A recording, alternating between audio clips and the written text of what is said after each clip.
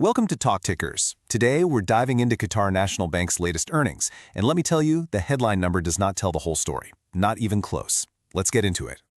So here's the market's take in a nutshell. Basically, constructively bullish. What does that mean? It means the bank is firing on all cylinders, but a new tax rule is kind of messing with the final score. All right, let's get into the results. And really, this is a tale of two very different profits. So you look at the headline number and you see net profit growth of just 1%. That brings the total to 12.8 billion Qatari riyals. And you're probably thinking, that's it? Pretty flat, right? Yeah, exactly. In an economy like the GCC, with all this activity, why on earth is growth so muted? What's going on here? Well, the culprit isn't what you'd think. It's not a business problem. It's this new thing called the Pillar 2 Global Minimum Tax. Basically, it's a new global rule that kicked in this year, and it hit big multinational companies like QNB with a significant tax bill, which really dragged down that reported profit. But here's the real story, okay? If you adjust for that one-time tax hit, you look at the like-for-like number, net profit was actually up a very, very healthy 9%. Now that's the number that tells you how the actual business is doing. And you know what? The market seems to have gotten the memo. The stock only ticked up a little, just about 0.7%. It's like investors were saying, yep, we see the real growth under the hood. We're not going to panic over the tax thing. Just a calm, quiet acknowledgement. Okay, so we've solved the tax mystery. Now let's look under the hood at that operational engine, because that's where things get really interesting. And this really lays it out perfectly. You've got these two competing stories, right? On one hand, the headline drag, the 1% growth, the tax impact. But on the other hand, you've got the real operational engine just humming along. Operating income up 9% and loan growth surging at 11%. An incredible performance. And when you dig into the fundamentals, this is a fortress balance sheet. We're talking a capital adequacy ratio of 19.5%, way above what's required.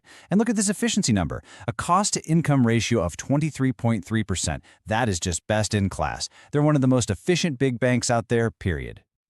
So where's all this growth coming from? Well, on the earnings call, management was pretty clear. A lot of it is the ripple effect from Qatar's massive Northfield LNG expansion. It's creating a ton of economic activity and driving demand for loans across pretty much every sector. And they're so confident about this, they actually raised their guidance for the whole year. They're now expecting loan growth of 8 to 10%. When management does that, it's a huge vote of confidence. They're telling you, we see this momentum continuing. But here's the thing. QNB isn't just sitting back and enjoying the ride. No, they are actively building their next big thing. And it's all about the digital pivot.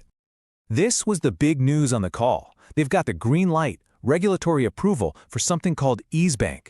Now what is it? They're taking the digital banking playbook that works so well for them in Turkey, and they're rolling it out in two massive growth markets, Egypt and Saudi Arabia. This isn't just about next quarter. This is the long-term growth story unfolding right now.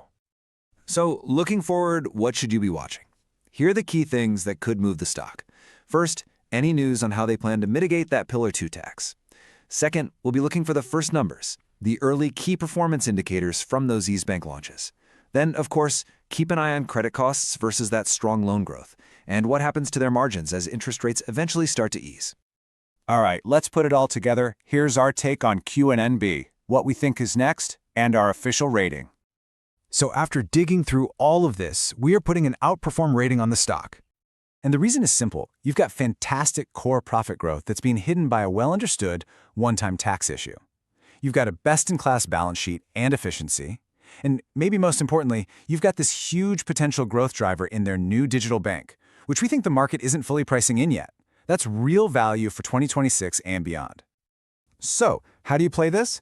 We think this setup is a classic relative value trade. You go long on a fortress like QNB that's adding this exciting digital growth story on top of its solid base, and you could pair that by going short some of its regional competitors, the ones who might be more vulnerable to funding pressures and don't have the same level of diversification. And as always, please remember, this is not financial advice.